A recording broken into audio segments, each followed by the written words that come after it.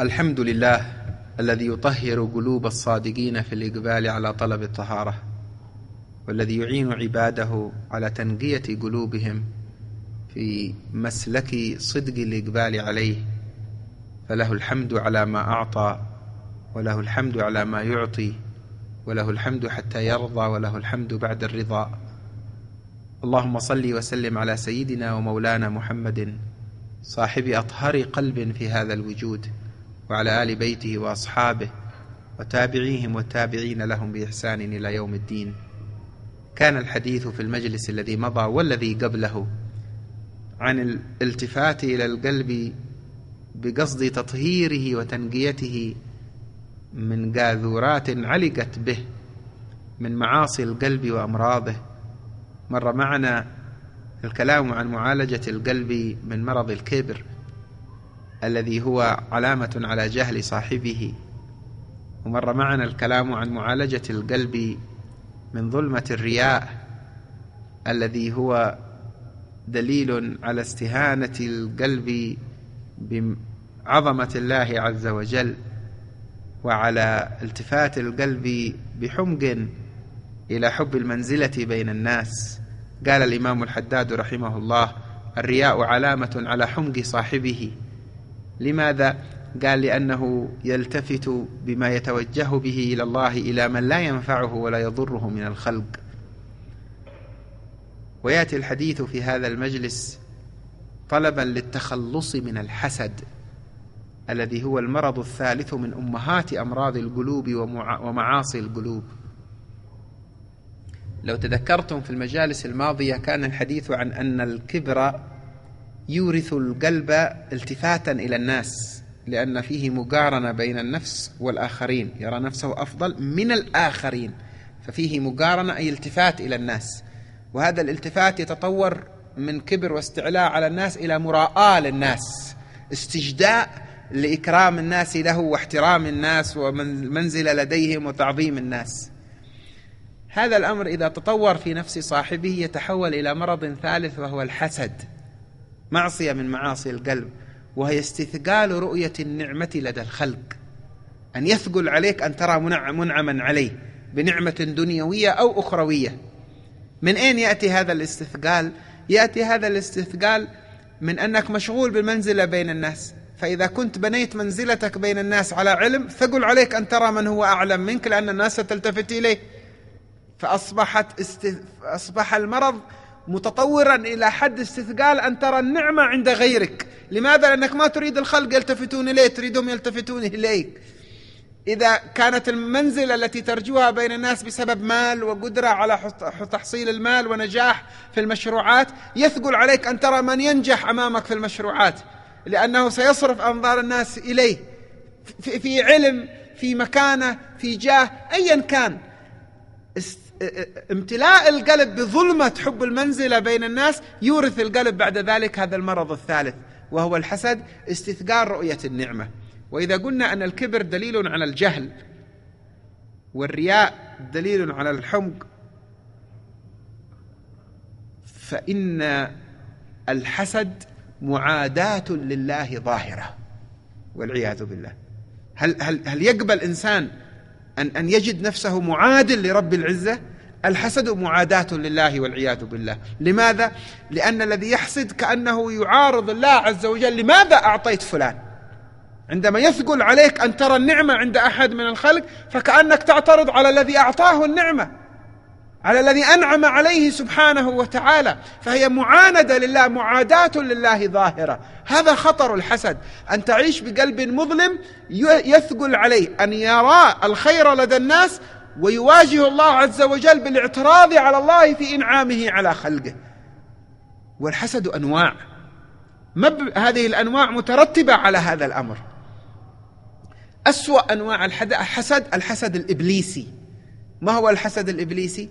أن يتمنى زوال النعمة من الذي أمامه ولو لم تعد إليه، ولو لم تؤل إليه هو. واحد ينجح في صفقة من الصفقات تتمنى أن يخسر لو لم تكن الصفقة لك، علي وعلى أعدائي كما يقول بعضهم. ما أريدها تصل إليه حتى لو لم تصل إليه، المهم فلان يخسر حتى لو تدمرت المسألة كلها. هذا حسد إبليسي. إبليس ثقل عليه أن يرى معنى الإجلال والإكرام والمنزلة والمكانة تنصرف إلى أبينا آدم عليه السلام، فحمله هذا الحسد على المعاندة، على معاندة رب العزة، رفض السجود. ثم بعد ذلك بدل من أن يعود إلى الله ويعتذر ويتوب ويا رب اغفر لي، لو اعتذر وتاب ربما غفر الله له وكرم الله واسع، لكنه عوضا من أن يتوب ويستغفر قام يتوعد الحق عز وجل في آدم وذرية آدم: لا أحتنكن، أنا أوريك كيف كلهم هؤلاء أنا سأفعل فيهم كذا وكذا. طيب فعلك في أبناء آدم كذا وكذا، هل يعيد منزلتك يا إبليس؟ هل يرد إليك المكانة التي فقدتها في هذا الموقف؟ لا، لن يرد إليها المكانة. لشدة ظلمة الحسد في قلبه وسواد الحسد في قلبه انحرف عن التفكير في كيفية تعويض الخسارة التي حصلت له، في كيفية تعويض المكانة التي فقدها، إلى كيفية الإضرار بمن نال الفضل والمنزلة، كيفية القضاء على النعمة التي نالها غيره. هذا الحسد الإبليسي، أشنع أنواع الحسد. أقل منه حسد يتمنى زوال النعمة من الذي أمامه لكن لتؤول إليه هو، يتمنى أن فلان يخسر لأجل يربح هو، يتمنى فلان تسقط مكانته لأجل هو يكون مكانه في هذا الأمر. هذا يتمنى زوال النعمة لينال هو، هذا أيضا قبيح وشيء قذر في القلب والعياذ بالله، يعني خلصنا الله وإياكم منه، لكنه أخف سوءا من الذي قبله. الثالث يتمنى زوال النعمة من الذي أمامه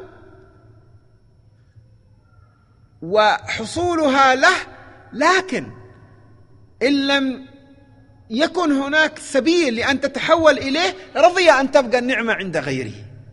هذا سيء لكنه أفضل من النوعين اللذين قبله. النوع الرابع ليس بسيء، يسمى الغبطة، في صورته استثقال: ماذا فلان نال لكني لا أتمنى أن فلان يخسر، أتمنى أن أنال مثل الذي ينال هو. هذه الغبطة. حسد المؤمن غبطة. المؤمن لا يحسد لكنه يغبط. ما معنى يغبط؟ أن يتمنى أن ينال مثل الذي ناله الذي أمامه، لا بزوال النعمة عن الذي أمامه. صار عندنا 4 أنواع. النوع الرابع لا بأس أن يحصل للمؤمن. رأيت إنسان عنده شيء من الخير، حفظ القرآن قبلك، تستثقل أن لا تحفظ أنت القرآن، فتتمنى أن تحفظ أنت القرآن، لكن لا تستثقل أن يحفظه هو القرآن. أنت استثقلت أن سبقك إلى حفظ القرآن، فحملك هذا الاستثقال إلى أن تطلب أن تنال ما ناله، لا أن تتمنى زوال ما عنده. هذا من باب التنافس، وفي ذلك فليتنافس المتنافسون. هذا شيء محمود، وهذا يرجع إلى أصل المسألة في نفس الإنسان، وهو تمني السبق، تمني التميز، تمني التقدم. إذا جاء على هذا النحو فلا بأس، لكن المشكلة في ال3 الأنواع الأولى، أن يتمنى الإنسان زوال النعمة. مشكلة الحسد مشكلة تتعلق بصاحبها في الدنيا وفي الآخرة. أما في الدنيا فالحسود مغموم مدة حياته كلها. الذي يغلب على قلبه ظلمة الحسد ما يحب يرى منعم عليه، لا يحب إنسان مستقر مع أسرته يحاول يفتن بين هذا وأسرته، لا يحب يرى إنسان منعم عليه في شيء من خيرات الدنيا، لا يحب أن يرى إنسان منعما عليه بعلم أو بصلاح، يحاول دائما إذا رأى أناس في خير يثقل عليه ذلك، يتمنى زوال هذا الخير. هذا مسكين يعيش حياته كلها في كمد، لأن فضل الله لا ينقطع عن خلقه، فهو دائما يرى فضل الله ونعم الله لدى الخلق، فهو دائما في نكد في نكد في نكد إلى أن يموت. لو لم يكن للحسد عقوبة إلا هذه لكفت. هذه واحدة. فهو في الدنيا منكود. أيضا هو في الدنيا ليس له صاحب، لأن صلته بالناس تكون صورية. الحسود مهما اصطنع المحبة مع الناس لابد أن يأتي وقت تبرز منه تصرفات تدل على أنه حاسد، فتنفر الناس منه. فالحسود ليس له صاحب، يعيش منبوذا مهما حاول أن يخفي الأمر. الأمر الثالث، الحسود يحرم من لذة الصفاء. هذا في الدنيا قبل الآخرة، يحرم من لذة الصفاء، لا يستطيع أن يعيش معنى المصافاة في صلته بالخلق. كل ما رأى أحد نال شيء ثقل عليه، فهو مكدر الحال. بينما الذي تهنأ نفسه الخير للخلق يعيش معنى الصفاء، لأن صلته بالناس قائمة على حب الخير للناس. النقطة الرابعة، الحسود لا يمكن أن يكون داعي إلى الله قط، لا يمكن أن يخدم الإسلام قط. مهما حاول أن يعمل صور من خدمة الإسلام لا يمكن أن يكون سبب في إيصال الخير إلى الخلائق، لأن الأصل في الدعوة إلى الله أن توصل نور الإيمان إلى الآخرين. ما معنى هذا؟ أن توصل الخير إليهم. ما معنى هذا؟ أن تكون سببا في سعادتهم. فإذا كان القلب فيه حسد يستثقل الخير على الناس، كيف يمكن أن يكون سببا في إيصال هذا الخير إليهم؟ على سبيل المضحك المبكي، كان أحد الأئمة الأفاضل إمام مسجد يحكي لي، اسمه الشيخ محمد الشنقيطي، قال كان في نفس المنطقة التي نحن فيها رجل من الولايات المتحدة يعمل في شيء من شركات البترول، ومكث نحو 20 سنة في البلد التي نحن فيها، ثم بعد ذلك قرب انتهاء عقده ليرجع إلى بلاده، انتهت مدته، فذهب إلى رجل على هيئته صورة تدين، شكله طوع زي ما يقولون، على هيئته صورة تدين. ذهب إليه قال: يا شيخ أنا يعني عمري الآن في 60، يعني قد تجاوز 60، ومدة جلوسي في بلدكم هذه المسلمة بدأت أحب الإسلام، هل يمكن أن إذا أسلمت خلاص يغفر الله لي ما حصل؟ قال: لا، ويش 60 سنة وأنت في المعاصي والذنوب واللخبطات وبعدين خلاص تريد تدخل الجنة؟ صعب، ما يمكن، لا خلاص انتهت المسألة. فالرجل صدق وعاد وهو منكسر 3 4 5 6 أشهر، لا زال الزاعج في قلبه الرغبة في أن يقبل على الخير، جعله يذهب إلى الشيخ الذي قص لي القصة. قال له: يعني هل يمكن لي أن أسلم؟ قال: بالطبع، الآن تعال انطق بالشهادتين. قال: لا لكن أنت متأكد أنه يمكن؟ قال: أنت مقتنع بالإسلام، معتقد به؟ قال: نعم. قال: الآن انطق بالشهادتين لا تتردد. فنطق بالشهادتين وبكى. قال له: ما يبكيك؟ قال: ذهبت إلى شيخ قبلك، أو رجل في صورة شيخ في هيئة شيخ، وقال لي لا خلاص لا يمكن. قال: من هذا؟ قال: فلان الذي في نفس البلدة في المنطقة الفلانية. يقول الشيخ: اتصلت به، قلت له: جاء قبل 6 شهور خواجة وقال لك أنه يريد يسلم، وقلت له: لا خلاص ما عاد ينفع أنت في 60. قال: نعم. قال: كيف فعلت ذلك؟ قال: الله المستعان، هذا له 60 سنة يتمتع بالحرام وبالبنات اللي يريده بالدنيا، وبعد يدخل الجنة معنا بعد هذا كله. شفت المشكلة؟ يدخل الجنة معنا بعد هذا كله. هنا 3 مشاكل، لكن مرجعها إلى مشكلة واحدة وهي الحسد. فالأولى الحسد، ما يريد أن يرى النعمة لهذا الإنسان. المشكلة الثانية أنه جزم أنه خلاص داخل الجنة، هذه مصيبة ثانية. عجب، شوفوا العجب أورثه هذا الكبر، يدخل الجنة معنا، هل ضمنت أنك داخل الجنة أصلا؟ المشكلة الثالثة أعمق، أنه محسور، أنه محروم من التلذذ بالمعاصي. فهو يعني كيف هذا يتمتع بالمعاصي ونحن ما نتمتع؟ كأنه يرى المعاصي شيء يعني هو مغتاظ، لماذا الآخر تمتع بها وهو لم يتمتع بها؟ لماذا؟ بسبب الحسد.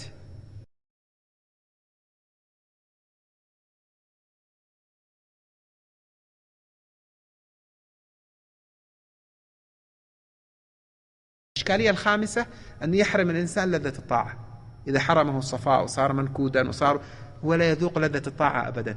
لا يمكن لحسود أن يتلذذ بمناجاة الله، لا يمكن لحسود أن يعيش الأنس بالله، لأنه يقابل الله بمعاداة. أنت يا رب ليش تعطي فلان وفلان؟ يقابل الله بما لا يحب الحق عز وجل أن يراه في قلوب خلقه الذين يقبلون عليه. هذه المشاكل كلها في الدنيا، وأما في الآخرة فالحسد يحرق الحسنات. الحسد سبب لغضب الله، الحسد سبب للطرد. أما علمت أن الحسد كان سببا في طرد إبليس؟ طرد إبليس، فالحسود مطرود. الحسد سبب في دخول النار والعياذ بالله. الحسد يكون مقدمة لسلب الإيمان إذا لم ينتبه صاحبه والعياذ بالله. كيف يكون مقدمة لسلب الإيمان؟ يكون سبب في أنه يعترض على الله، يعترض على الله، يعترض على الله، يعترض على الله. يا رب لماذا أعطيت فلان؟ لماذا يسرت لفلان؟ لماذا؟ خلاص يشعر تجاه ربه بشعور لا أقدر أن أصفه، إحساس أنه يعني خلاص أنا غير راضي بما يأتي منك يا رب، والعياذ بالله من ذلك. هذا الحال إذا توصل إليه ماذا بقي له من إيمانه؟ ضاع إيمانه، فقد إيمانه من أصله. أيها المريد السائر إلى الله عز وجل، تعال ادخل إلى قلبك، فتش، لأن الحسد أحيانا يخفى في النفس في داخل القلب. كم مرة من المرات شعرت أنك تغيظت على إنسان زيادة عن الحد في كلامك معه، كنت حادا زيادة عن اللزوم لسبب تافه ما كان يقتضي الصراخ والصياح. فتش، ستجد أنك ربما استثقلت منه شيئا، حسدته في شيء فجاءت أدنى مشكلة جعلتك تقوم تتكلم عليه بكثرة. كانوا يقولون أسوأ أنواع الحسد حسد العلماء وطلبة العلم والدعاء السالكين إلى الله وأيضا السائرين إلى الله. لماذا؟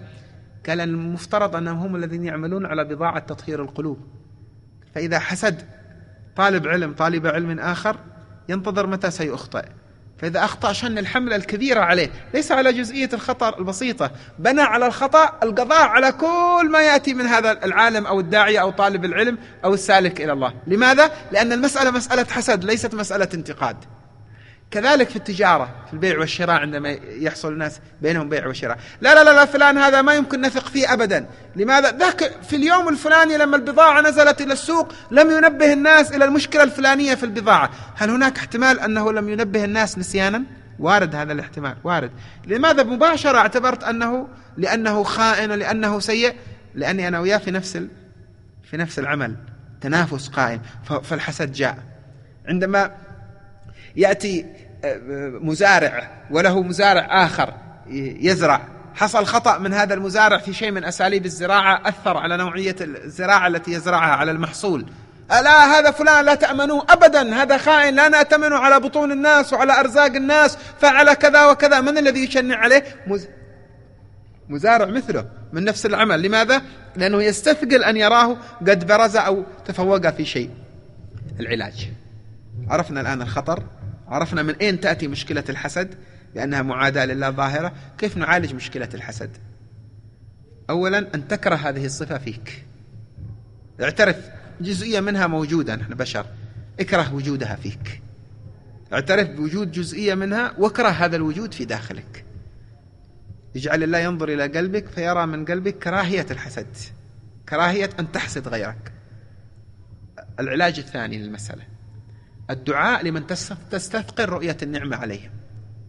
رأيت إنسان أنعم الله عليه بنعمة ظاهرة أو باطنة، شعرت بهذا في قلبك شيء من الاستثقال لرؤية النعمة، اللهم زده وبارك له فيها، اللهم وفقه لحسن الأداء فيها، اللهم نعمه بها في الدنيا والآخرة، اللهم أكرمه وأكرم ذريته بزيادة من عندك.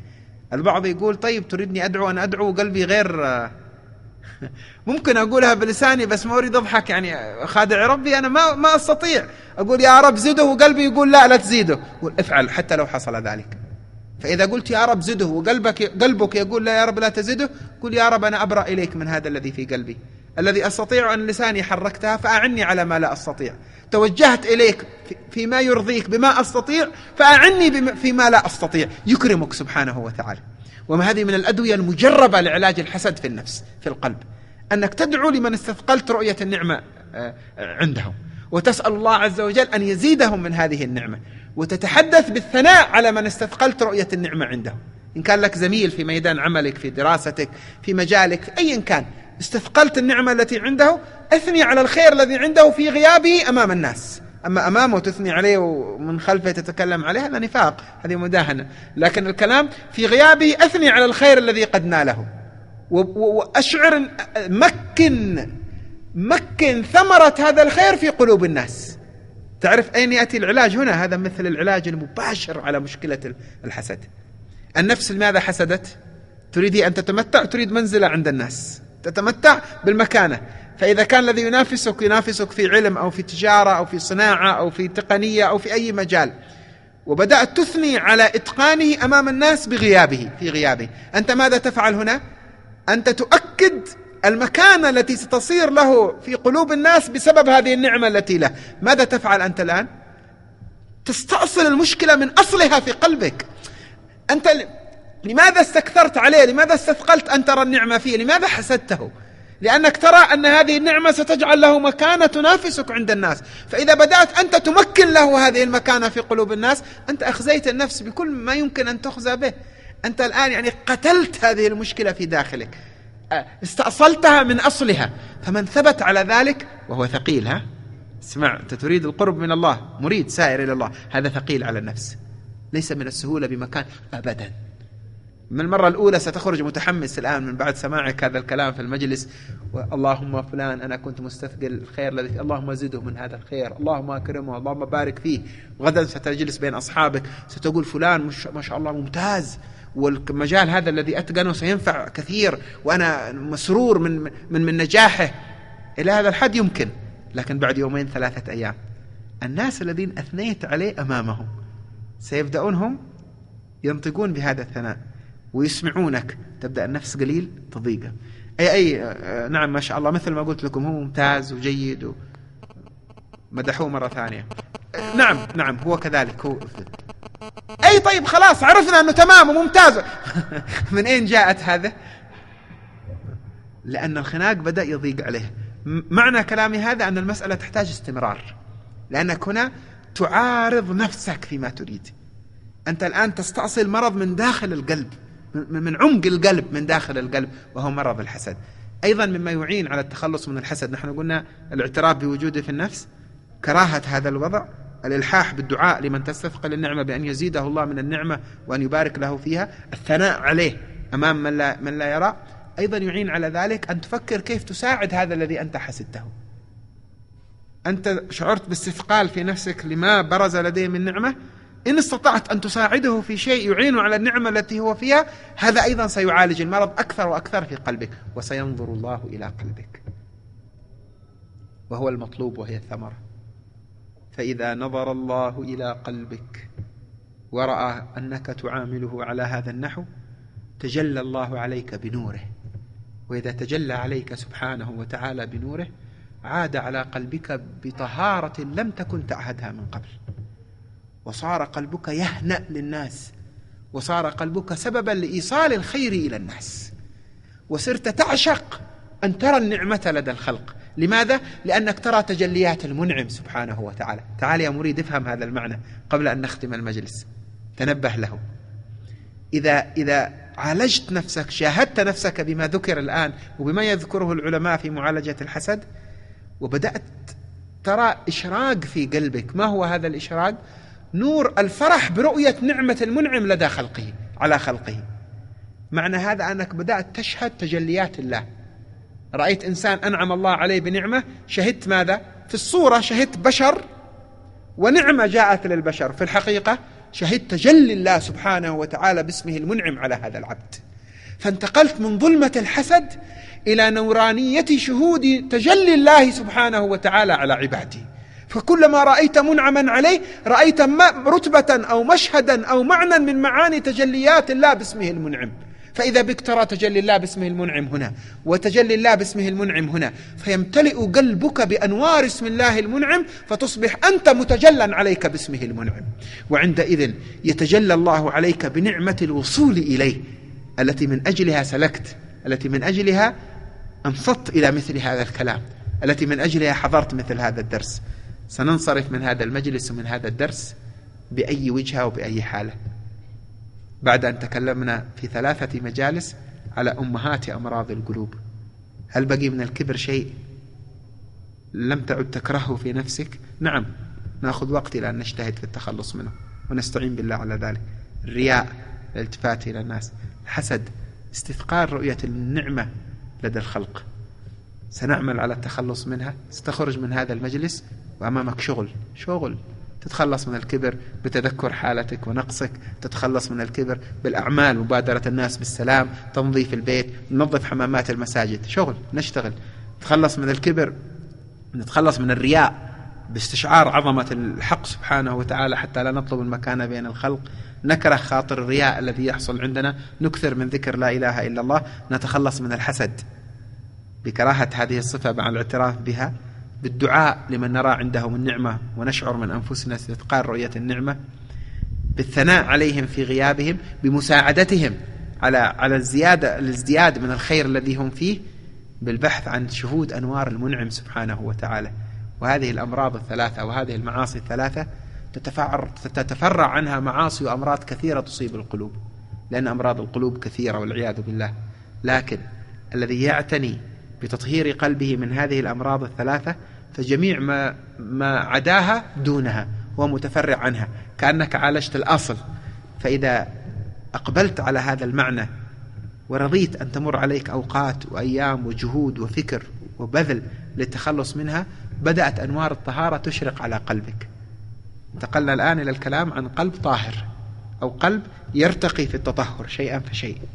فإذا وصلنا إلى الحديث عن الطهارة سيكون حديثنا إن شاء الله عز وجل في المجلس القادم عن طهارة الظاهر. كان الكلام عن تطهير الباطن القلب، عن القاذورات، عن المعاصي، عن الأمراض. بقي تطهير الظاهر الذي لو اجتمع مع الباطن تهيأ الإنسان للسير إلى الله عز وجل. فيا أيها المريد اطلب طهارة باطنك وظاهرك. نسأل الله عز وجل أن يرزقنا وإياكم كمال طهارة الظاهر والباطن. يا باطن يا ظاهر طهر منا البواطن والظواهر واجعلنا من عبادك الصالحين. اللهم نقي قلوبنا من ظلمة الحسد. اللهم ارزق قلوبنا محبة الخير لعبادك. اللهم اجعلنا من أنفع خلقك لخلقك وأقربهم إليك. اللهم إن محبتك لعبدك تزداد بمحبته الخير لخلقك وبذله النفع لهم، فاجعلنا ممن تحبهم ببذل النفع لعبادك يا أكرم الأكرمين يا أرحم الراحمين. وصلى الله على سيدنا محمد وآله وصحبه وسلم، والحمد لله رب العالمين.